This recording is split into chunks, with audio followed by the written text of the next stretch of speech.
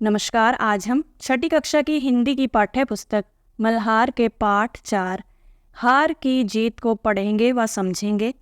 इसके लेखक सुदर्शन जी हैं। आपने वीडियो को पूरा देखना है। यदि वीडियो अच्छा लगे तो वीडियो को लाइक और चैनल को सब्सक्राइब जरूर कर लीजिएगा। डियर स्टूडेंट्स, चैनल पर आपको सभी सब्जेक्ट्स के वीडियोस मिल जाएंगे। इसके लिए आप प्लेलिस्ट या डिस्क्रिप्शन चेक कर सकते हैं। तो आइए आज का वीडियो शुरू करते हैं। यहाँ पर लेखक से परिचय दिया गया है, तो आइए पहले इसे पढ़ते हैं। यह कहानी हिंदी की प्रसिद्ध कहानियों में से एक है और इसे हिंदी के प्रसिद्ध लेखक सुदर्शन ने लिखा है। सुदर्शन का वास्तविक नाम बद्रीनाथ भट्ट था। उन्होंने पहली कहानी तब लिखी थी जब ये आप ही की तरह छठी कक्षा में पढ़ते थे। सुदर्शन ने कहानियों के अतिरिक्त कविताएं, लेख, नाटक और उपन्यास भी लिखे। इसके अलावा उन्होंने अनेकों फिल्मों की पटकथा और गीत भी लिखे। और इनका जन्म कब हुआ था? 1896 और मृत्यु हुई थी 1983 में। तो इनका जीवन काल 1896 से लेकर 1983 तक रहा। तो आइए अब पाठ को पढ़ते व समझते हैं। पाठ 4 हार की जीत। माँ को अपने बेटे और किसान को अपने लहलहाते खेत देखकर जो आनंद आता है, वही आनंद बाबा भारती को अपना घोड़ा देखकर आता था। भगवत भजन से जो समय बचता, यानी भगवान की पूजा करने के बाद उनका जो भी समय बचता था, वह घोड़े को अर्पण हो जाता, यानी कि बाकी का जो समय है वो घोड़े की देखभाल में जाता था। वह घोड़ा बहुत सुंदर था, बड़ा बलवान। उसके जोड़ का जोड़ा सारे इलाके में ना था, यानी कि उसके जैसा घोड़ा पूरे इलाके में नहीं था। बाबा भारती उसे सुल्तान कहकर पुकारते। घोड़े का क्या नाम था? सुल्तान। अपने हाथ से खरहरा करते। खरहरा का अर्थ क्या होता है? लोहे से बनाई जाने वाली चौकोर आकार की कंघी होती है, ठीक है, जिससे घोड़े के शरीर की धूल को साफ किया जाता है। खुद दाना खिलाते और देख देख कर प्रसन्न होते थे। उन्होंने रुपया, माल, असबाब का अर्थ होता है सामान या घर गृहस्थी, जमीन आदि अपना सब कुछ छोड़ दिया था। यहाँ तक कि उन्हें नगर के जीवन से भी घृणा थी। घृणा का अर्थ होता है नफरत। अब गांव से बाहर एक छोटे से मंदिर में रहते और भगवान का भजन करते थे। मैं सुल्तान के बिना नहीं रह सकूंगा, उन्हें ऐसी भ्रांति सी हो गई थी, ऐसा उन्हें भ्रम हो गया था। भ्रांति का अर्थ होता है भ्रम। वे उसकी चाल पर लट्टू थे। कहते, ऐसे चलता है जैसे मोर घटा को देखकर नाच रहा हो। जब तक संध्या समय सुल्तान पर चढ़कर 8-10 मील का चक्कर ना लगा लेते। संध्या का अर्थ होता है शाम के समय, ठीक है। तो उन्हें चैन ना आता कि जब तक वो शाम के समय सुल्तान पर चढ़कर 8-10 मील का चक्कर ना लगा लेते, उन्हें चैन ना आता, उन्हें चैन नहीं मिलता था तब तक। खड़क सिंह उस इलाके का एक प्रसिद्ध डाकू था। लोग उसका नाम सुनकर कांपते थे। होते होते सुल्तान की कीर्ति उसके कानों तक भी पहुंची, यानी कि कीर्ति का अर्थ होता है यश। उसका हृदय उसे देखने के लिए अधीर हो उठा, बेचैन हो उठा। अधीर का अर्थ होता है बेचैन, व्याकुल, ठीक है।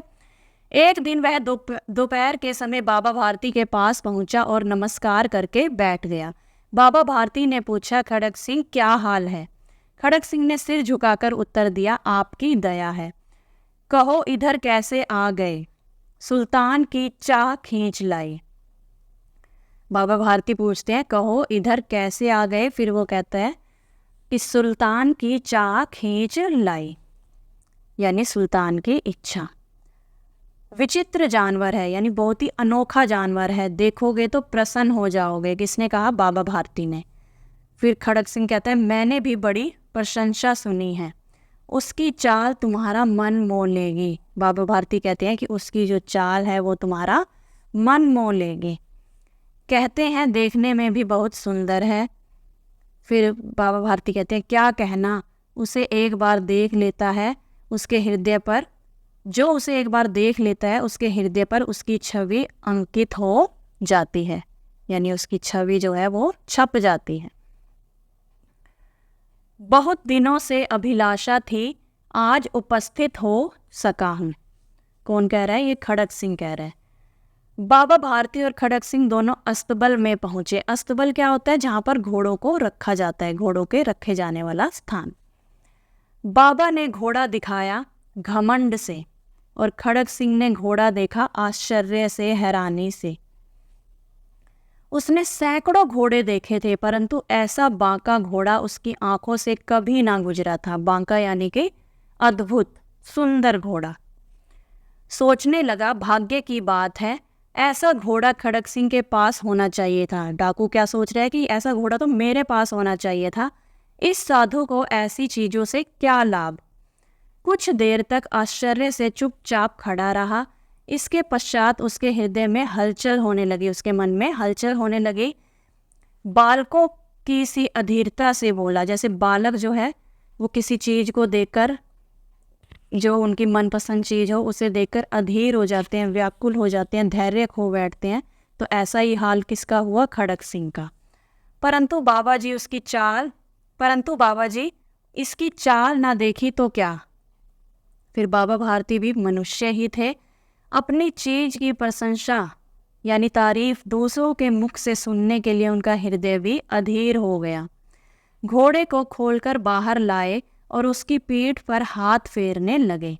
एकाएक उचक कर सवार हो गए। घोड़ा हवा से बातें करने लगा। उसकी चाल को देखकर खड़ग सिंह के हृदय पर सांप लौट गया। वह डाकू था और जो वस्तु उसे पसंद आ जाए उस पर वह अपना अधिकार समझता था। उसके पास बाहुबल था, यानी बहुत सारा बल था। आदमी थे और बेरहमी थी, यानी बहुत ही निर्दयी था वो।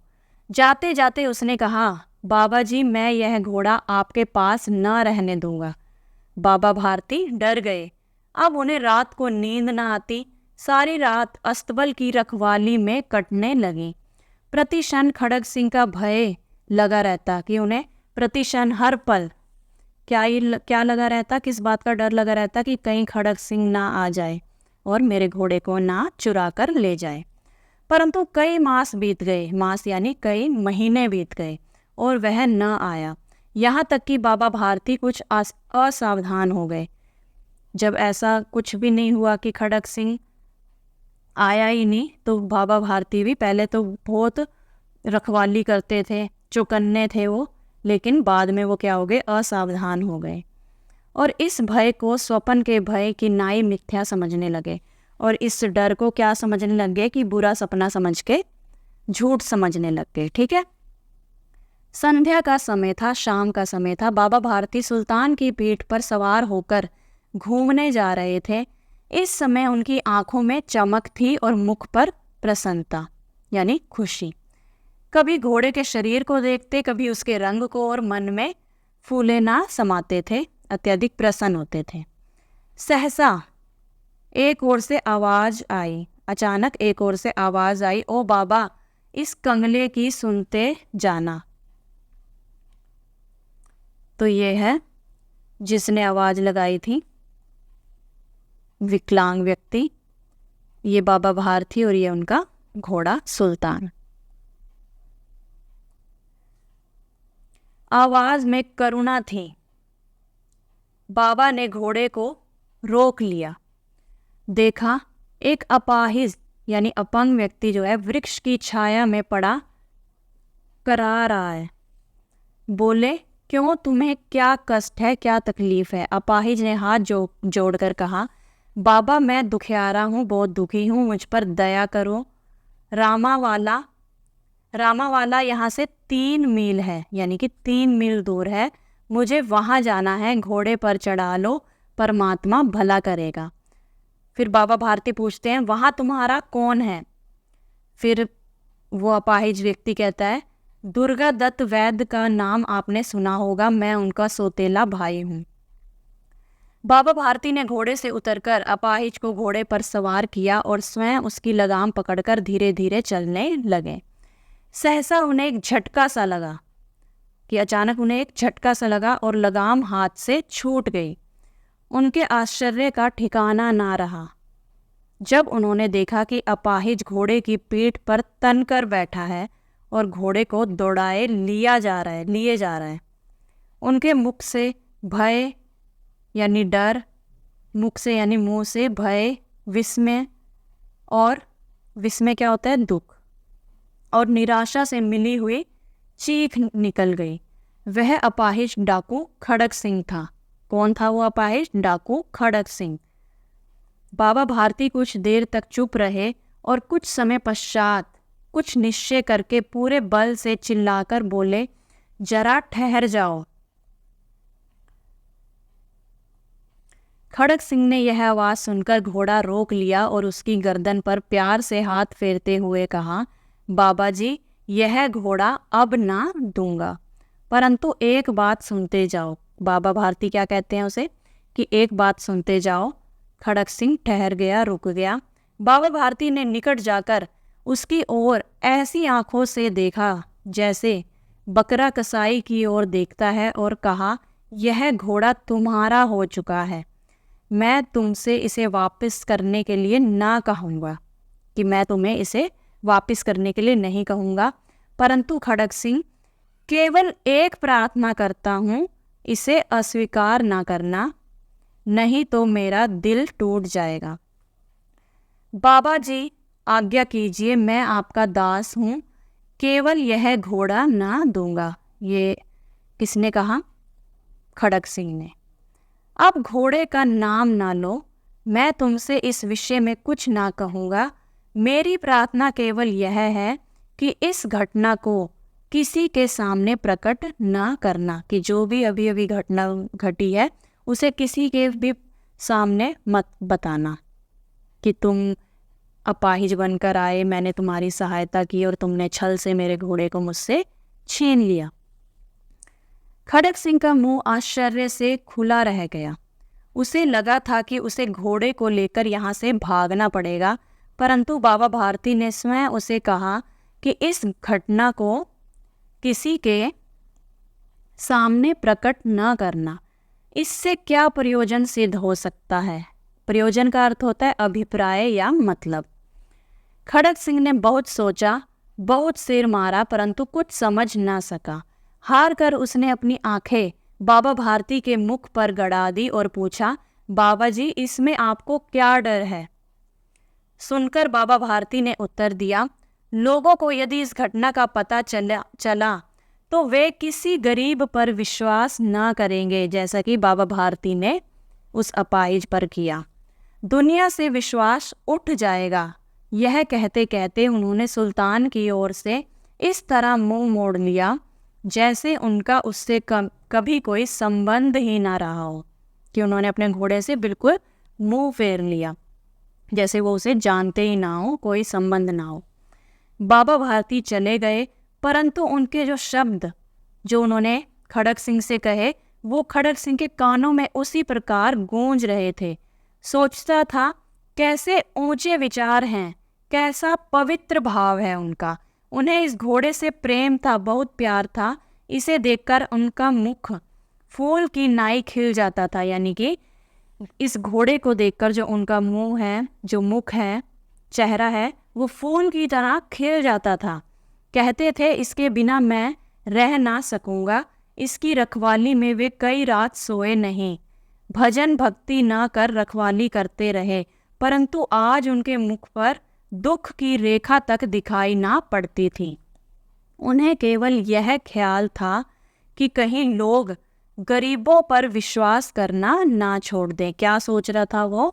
कि उनको अपने घोड़े से इतना प्रेम था जिसे देखकर उनका चेहरा खिल जाता था, उसके बिना वो रह नहीं सकते थे, और भजन भक्ति भी छोड़ दी थी उन्होंने और इसी की रखवाली करते थे। लेकिन आज उनके मुख पर एक भी दुख की रेखा तक नहीं थी। बस उन्हें इस बात का ख्याल था कि कहीं लोग जो है वो गरीबों पर विश्वास करना ना छोड़ दें।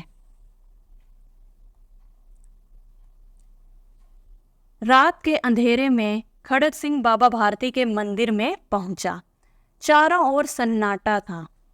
आकाश में तारे टिमटिमा रहे थे। थोड़ी दूर पर गांव के कुत्ते भौंक रहे थे। मंदिर के अंदर कोई शब्द सुनाई न देता था। खड़ग सिंह सुल्तान की बाग पकड़े हुए था, यानी कि उसके जो गले में जो पट्टा बंधा हुआ था उसे पकड़े हुए था। वह धीरे धीरे अस्तबल के फाटक पर पहुंचा। फाटक खुला पड़ा था। किसी समय वहां बाबा भारती स्वयं लाठी लेकर पहरा देते थे, परंतु आज उन्हें किसी चोरी, किसी डाके का भय ना था, क्योंकि घोड़ा था ही नहीं वहां पर, तो उन्हें किसी भी चोरी और किसी भी तरह के डाके का यानी डकैत का डर नहीं था, भय नहीं था। खड़ग सिंह ने आगे बढ़कर सुल्तान को उसके स्थान पर बांध दिया और बाहर निकलकर सावधानी से फाटक बंद कर दिया, आराम से फाटक को बंद कर दिया। इस समय उसकी आंखों में पश्चाताप के आंसू थे, पछतावे के आंसू थे, यानी उसे अपने किए पर पछतावा हो रहा था। रात्रि का तीसरा पहर बीत चुका था। चौथा पहर प्रारंभ होते ही बाबा भारती ने अपनी कुटिया से बाहर निकलकर ठंडे जल से स्नान किया, यानी कि जो सुबह का समय हो गया था। उसके पश्चात इस प्रकार जैसे कोई स्वप्न में चल रहा हो, उनके पांव अस्तबल की ओर बढ़े, परंतु फाटक पर पहुंचकर उनको अपनी भूल प्रतीत हुई। फाटक पर पहुंचकर उन्हें याद आया कि घोड़ा तो यहाँ पर है ही नहीं। साथ ही घोर निराशा ने पांव को मन भर का भारी बना दिया, और जो निराशा से वो घिर गए, उससे क्या हुआ, उनके पैर जो है वो वहीं पर जम गए, भारी हो गए, वे वहीं रुक गए। घोड़े ने अपने स्वामी के पांव की छाप को पहचान लिया, यानी कि जब स्वामी जी अस्तबल में के फाटक पर पहुंचे तो उनके जो आने की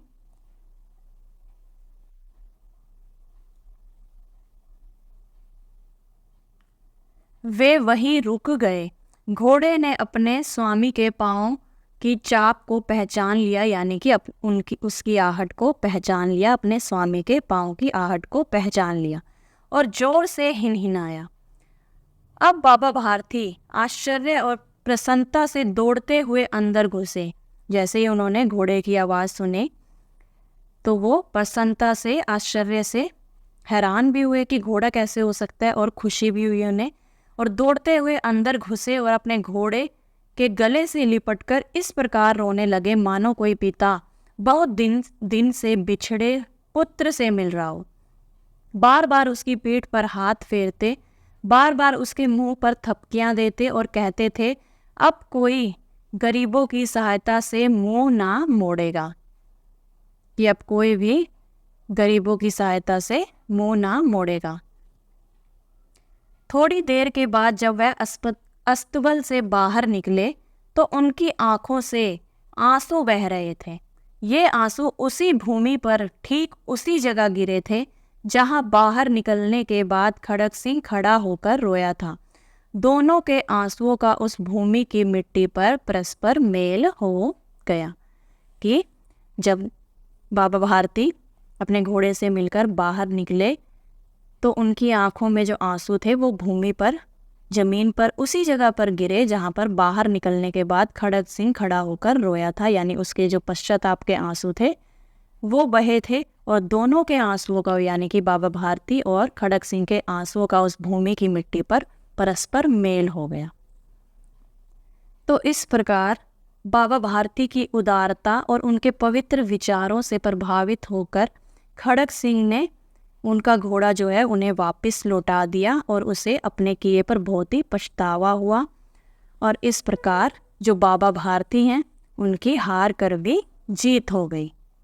आशा करती हूँ आपको यह कहानी अच्छे से समझ में आ गई होगी। मिलते हैं अगली वीडियो में, तब तक के लिए नमस्कार।